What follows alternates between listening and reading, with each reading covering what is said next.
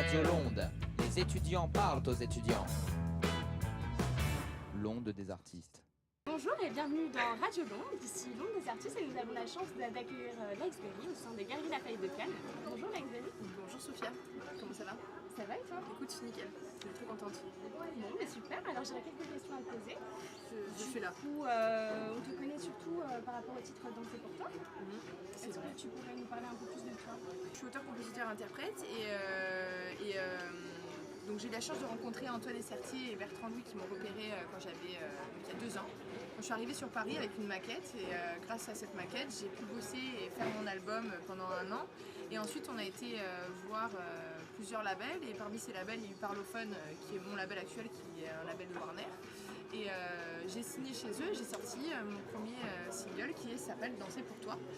Ce même single grâce auquel tout le monde m'a déjà entendu. Ouais. Sans me connaître, mais tout le monde l'a peut-être entendu. Et est-ce que tu pourrais nous parler un petit peu de ton lien avec la danse? Mon lien avec la danse, j'ai commencé la danse à 3 ans, imagine-toi. J'ai fait de la danse toute ma vie, c'était mes premières expériences de scène. Je me suis retrouvée devant des salles, dans des théâtres, des trucs super beaux et tout. C'est beaucoup au début, c'était c'était un vrai loisir. Après j'ai fait un peu les conservatoires, les trucs comme ça, etc. Puis j'ai compris que moi je pouvais pas être danseuse, tu vois. Que c'était pas, en tout cas danseuse contemporaine, classique, tout ça, c'est beaucoup trop d'exigences avec soi-même, et surtout avec son corps. Et moi je m'écoute beaucoup, tu vois. Donc je peux pas. Et du coup me voilà partie en tant que danseuse de cabaret pendant 3 ans. J'ai fait ça. Et bon, c'était de belles expériences de scène aussi, tu vois. Tu partais en camion avec une copine, les plumes, le French Cancan, tout ça, tu vois. C'est vraiment particulier. J'ai passé vraiment des belles années et puis voilà, en fait, naturellement, je me suis un peu tournée vers la musique. C'est si t'as donné le goût de la scène? Ouais, le goût de la scène. Je crois que j'aime bien la scène, j'aime bien le public, je me sens bien en fait sur scène. D'accord. Voilà. Et sinon, au niveau de l'écriture, quelles sont tes influences? Au niveau de l'écriture, d'inspiration? mes sources d'inspiration, je m'inspire un peu de plein de trucs. Je suis un peu, je pense qu'on est tous de cette génération, là autour de moi en tout cas. Internet, donc où tu es influencé par tout ce que tu vois, tout ce que tu peux entendre sur YouTube avec la magie de YouTube. Et donc du coup voilà, j'ai de la chanson française vraiment depuis longtemps parce que j'ai grandi avec la chanson française, avec ma famille, tout ça. Et moi après je suis très pop. J'adore les Américains, j'adore Beyoncé, j'adore Rihanna, j'aime beaucoup Lorde aussi, j'aime beaucoup des gros artistes comme ça qui ont des grosses couilles, tu vois, ça me plaît beaucoup. Et voilà, donc je suis un peu influencée partout, j'aime bien la chanson française aussi vraiment traditionnelle, tu vois, allant de Balavoine à Gainsbourg. Récemment j'ai rencontré Alain Souchon et Laurent Voulzy, j'ai eu la chance de jouer avec eux et c'était un moment fou parce que c'est tellement des pontes de la chanson française, tu vois, donc quand tu es associé à ça, c'est vachement agréable. Moi je faisais au début de la musique pour mon kiff perso, tu vois.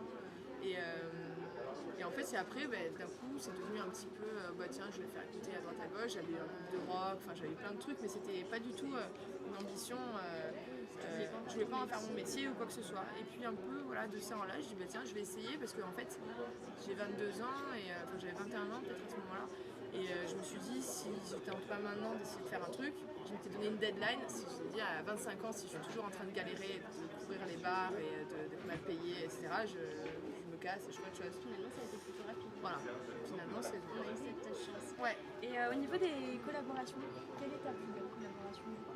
Tu m'as parlé d'Alain Souchon. Là pour le moment j'ai eu en termes de duo, j'ai travaillé qu'avec Navi qui est un artiste en développement aussi. On a sorti un duo sur l'album de tribute de Téléphone qui s'appelle Ça c'est vraiment nous. Donc c'est une reprise de New York avec toi et on a bossé sur ça particulièrement. Après sinon c'est toutes les rencontres que je vais faire parce que ça qui est génial avec ce métier, c'est que tu rencontres grave de gens et que des gens les 3 quarts du temps très intéressants. Il y a des cons bien évidemment. Oui il y a des cons. Oui, désolé. Désolé, il faut le dire. Mais il y a quand même une grosse majeure partie des gens qui sont vraiment super cool et qui t'apprennent énormément de trucs. Et là, j'ai la chance de faire, sans parler de collaboration, j'ai eu la chance de faire de la première partie de Boulevard Désert sur plusieurs dates. Et par exemple, ça c'est hyper intéressant en termes bon, déjà de public, parce que c'est trop le genre de public qui me fait kiffer, ils sont tous ils sont à donf, c'est super kiffant. Et c'est des belles salles, les 3 quarts du temps c'est complet, les gens sont super fous. Et Et en plus de ça, en regardant le live de Boulevard Désert par exemple, qui est un groupe avec plein de monde et tout un super live, super bien foutu, j'apprends énormément. Donc en fait c'est voilà, c'est que du bon en fait. J'ai de la chance, je sais pas, touchons du bois pour le salut. Touche du bois. Voilà. Et au niveau d'une collaboration rêvée, si tu pouvais rêver d'une collaboration, ce serait laquelle? J'en ai plusieurs. J'en ai plusieurs. La rêvée, la numéro 1, ce serait quand même Pharrell. Hein, Pharrell Williams, Lifeberry, Pharrell, ça je Ça kifferais. pourrait être pas mal. Ça je kifferais. Et sinon, dans un autre registre encore, dans l'international, Mark Ronson, ça je kifferais, tu vois. Ça peut être. Et sinon, dans le plus accessible, dans le plus direct, je sais pas trop. J'aurais pas l'audace, en tout cas, d'avoir quelqu'un qui serait accessible ou quoi. Mais en vrai, j'aimerais beaucoup faire un duo avec Julien Doré. D'accord. Voilà. En vrai, ça c'est la vérité.